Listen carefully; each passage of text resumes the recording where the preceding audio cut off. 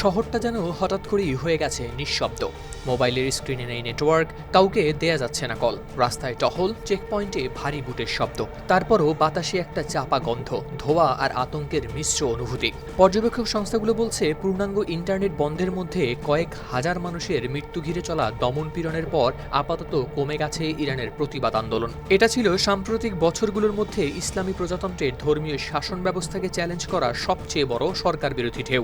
ঘটনার শেকড়টা দেশটির অর্থনীতি ঘিরে। গেল ২৮ ডিসেম্বর তেহরানের বাজার বন্ধ থেকে শুরু, তারপর ৮ জানুয়ারি থেকে তা ছড়িয়ে পড়ে দেশব্যাপী আন্দোলনে। কর্তৃপক্ষ শুরুতেই ইন্টারনেট একেবারে বন্ধ করে দেয়। অ্যাক্টিভিস্টদের অভিযোগ, দমনপীড়নের আসল চিত্র ঢেকে রাখাই ছিল উদ্দেশ্য। যুক্তরাষ্ট্রভিত্তিক গবেষণা প্রতিষ্ঠান institute for the study of war জানায়, নৃশংস দমনপীড়নে আন্দোলন আপাতত দমেছে ঠিকই, কিন্তু দীর্ঘ সময় ধরে নিরাপত্তা বাহিনীকে একইভাবে মোতায়েন রাখা টেকসই নাও হতে পারে। বার্তা সংস্থা এএফপির প্রতিবেদনে প্রকাশ পেয়েছে এ তথ্য।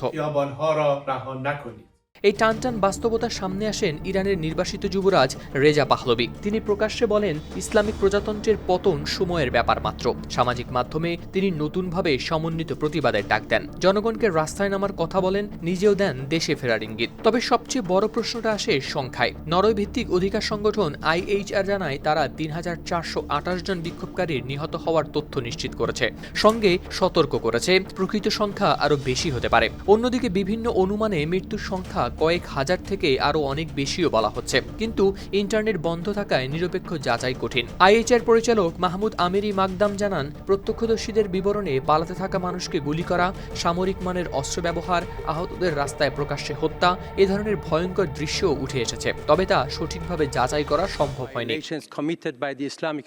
এদিকে নেটব্লক জানায়, ইন্টারনেট ব্ল্যাকআউট ১৮০ ঘণ্টা ছাড়িয়েছিল। আন্তর্জাতিক চাপও বেড়েছিল। যুক্তরাষ্ট্র নতুন নিষেধাজ্ঞা দিয়েছে।